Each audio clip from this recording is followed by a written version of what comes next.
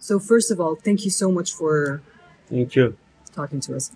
The first question is, what is the Taliban's vision for Afghanistan? Our vision for Afghanistan is a peaceful Afghanistan, a prosperous Afghanistan, a Afghanistan with national unity, and a Afghanistan with everyone of people of Afghanistan see themselves in the government and also have opportunities to have in the reconstruction of Afghanistan, because our country has been destroyed during the past 20 years. So there is a lot of work for reconstruction and rehabilitation of the country. Is there a place for members of the former Afghan government? Right now, our leaders have consultation among themselves to consider everyone to be included in the future government. As you know, we have taken over all Afghanistan through military means, but still we want for future Afghanistan, for future government, that all Afghan politicians and personalities have their participation, and all Afghans take part in the government departments on the basis of their talents. Mm-hmm. Is there any place left for peace negotiations in Doha? I think the negotiation is already underway in Kabul, because our seniors and some members of the political office negotiation team, headed by Mullah Biradar, His Excellency Mullah Biradar, they are in Kabul, and they are having talks with different Afghan politicians who were working in the former Kabul administration.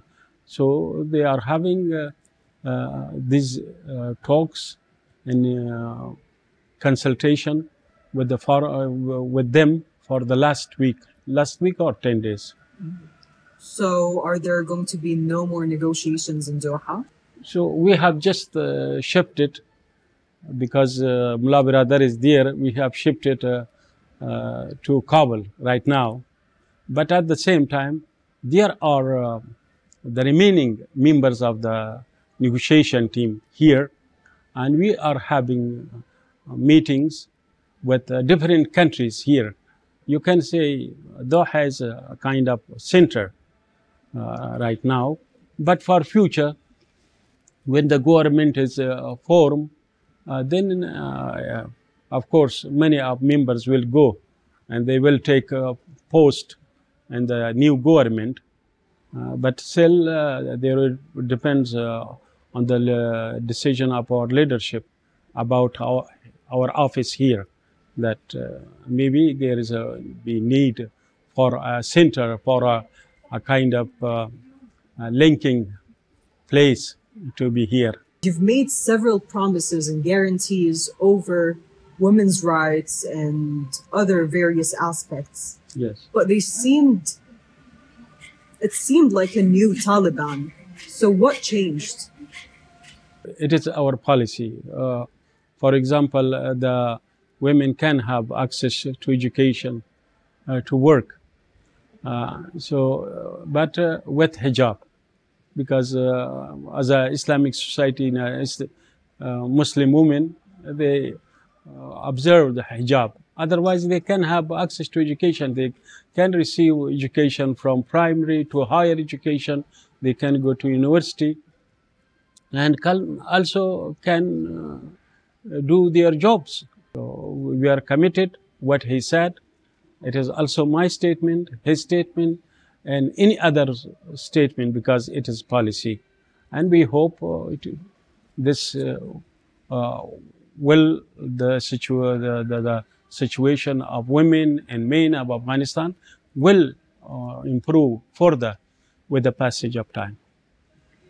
Among those statements were guarantees of amnesty for government officials and journalists and whatnot. So what guarantees that those people are going to be protected? we have, our leaders has granted general amnesty. So it is there. But now is the implementation. We are implementing the instruction in the policy. So sometimes we receive that it is door-to-door search, or someone is being targeted, but it is only claims. We have not found after investigation that it has happened. Though if such thing happens by anyone, even maybe sometimes by the spoilers, our opponents, in order to malign us, in order to give us a bad name, maybe. But our security forces are strictly instructed to investigate such incident and bring the culprits to courts to be punished. So you're saying that the documents that were released and the reports released regarding the door-to-door searches were untrue? Yes. So yesterday also, in the most recent press conference, you said that you've stopped Afghans from going to the Kabul airport. Why is that? We have stopped those Afghans who have no documents, this one. And secondly, we are searching all cars in Afghans, because we received reports that ISIS members are trying, under the cover of going to abroad, they have their intention of carrying out sabotage activities inside the congestion of people at the airport. So that is why we are checking everyone. And as for those who have documents, we have opened up a new gate. Only those who have documents, they can pass through that gate. But the remaining who have no documents, they are prevented from going to the airport. Because, you know, this such a huge congestion of people, some people died there. But at the same time, if they have passports and visas in future, they can go through commercial flights. But not now. Right now, they do not have any kind of documents. So how it is to be? Would be illegal to go. The Taliban recently warned that there could be consequences if the U.S. further extends its deadline beyond August 31st for the troop withdrawal. What could those consequences be? You see, it is, if they violate this, it will be the second violation. First, they violated the agreement, because they were to withdraw completely by May 1st. Then they announced, President Biden, that he will withdraw his forces by 31st August. Now, if he violates, it will be a second violation, and it will create suspicion, of course. It will suspicion. There are reports that they are continuing occupation under one justification or another. So it will widen the mistrust, the gap of mistrust. So I think it is better for them that they go by their commitment, what they said, by 31st August. But if they have any concern regarding the evacuation of those Afghans who are working with them, so we have an option, and that is they can evacuate them, or those Afghans can go after 31st August. Only that they should have passports and visas. They can go through commercial flights. There will be no hurdle in their way. Is the Taliban going to attack? About that, if they violate the 31st August, then it is up to our leadership decision. They will take a decision. What kind of decision, that's up to them. Former President Ashraf Ghani has fled to the UAE. Why do you think he chose the UAE? I think they had a very close relation with them. in the past. Afghanistan, Ashraf Ghani had close relation with them. So what does this mean in terms of relations, the Taliban's relations with the UAE then? We have relations, of course, with Qatar, our offices here, and also had relation with them, UAE. We had at the beginning some of NGOs meeting there and UAE. So it is based on their policy.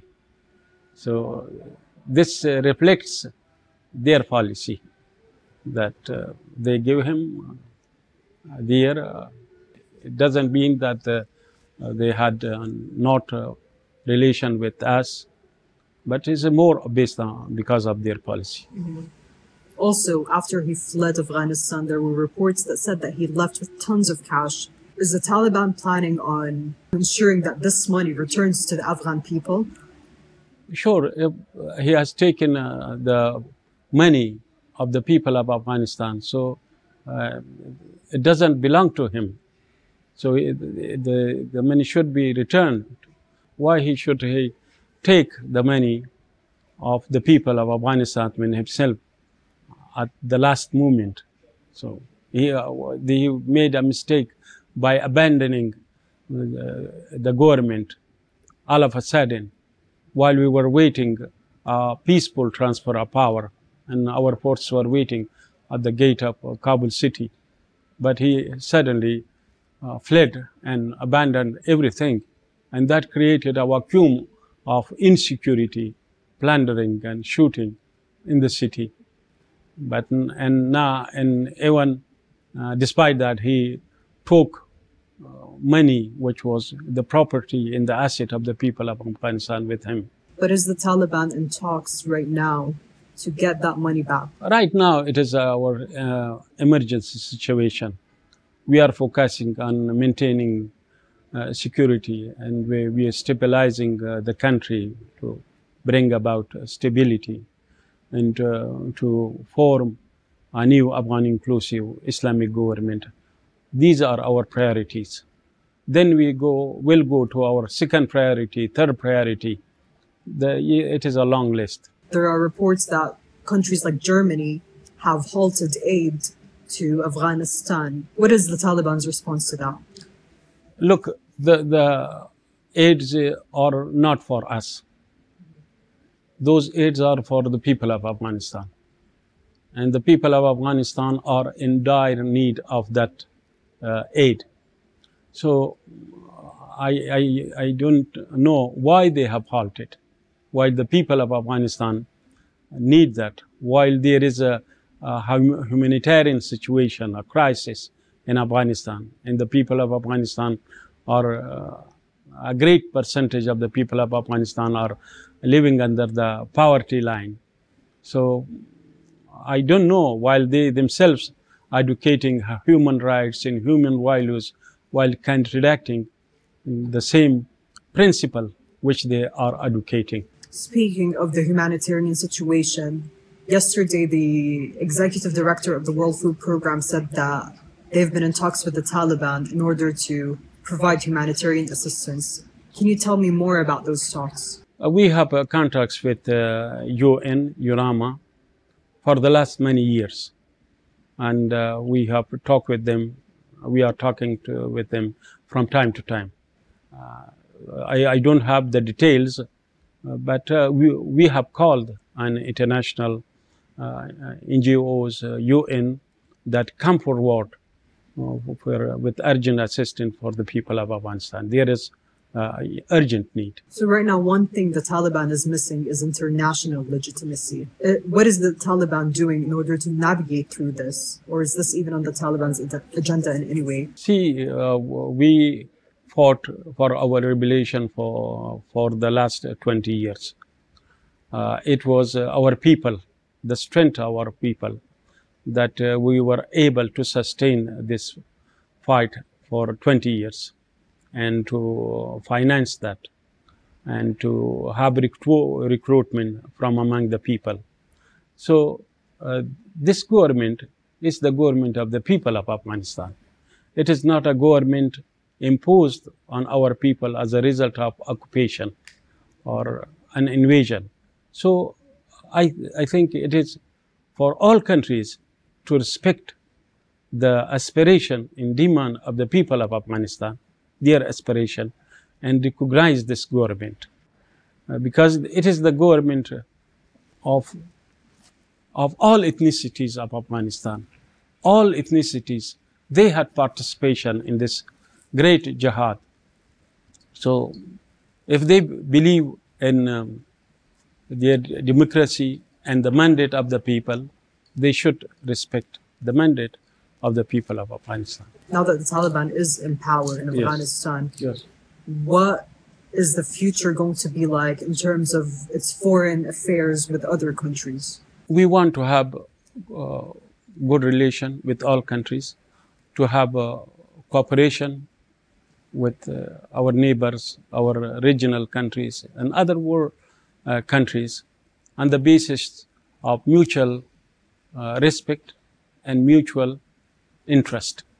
This is our policy. Is the United States among those countries? Yes.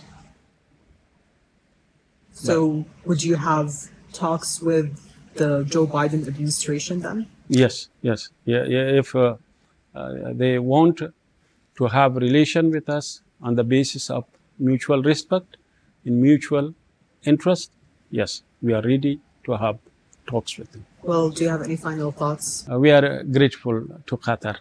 They helped to resolve the issue through peaceful means, through talks, many talks. So I think they had a very great role in resolving the Afghan issue through many ways. For example, through coming the delegation of other countries here, talking with us, we are conveying our policy to them, through contacts with the Kabul administration delegation coming here, and their negotiation team here, and their the Qatar mediation role, positive mediation role, not only now, but also with the Americans that we had negotiation for 18 months. So they did a great work, and we are grateful for that. I think it will remain a chapter, a very golden chapter in the history of Afghanistan. What do you have to say to the thousands of Afghans now trying to flee Afghanistan? I think I am telling them, Afghanistan is your country. You should focus on rebuilding your country in a peaceful Afghanistan. Don't be scared. Don't, for the purpose of economic migration, don't go there. Build your country, that other people come here to your country as a economic migrant, rather going to other countries. And your property is secure, your life is secure. We are brothers, we are Afghans. We should come together to build our life, to build the country, and have a peaceful coexistence here in our land. Thank you so much, Dr. Suhail.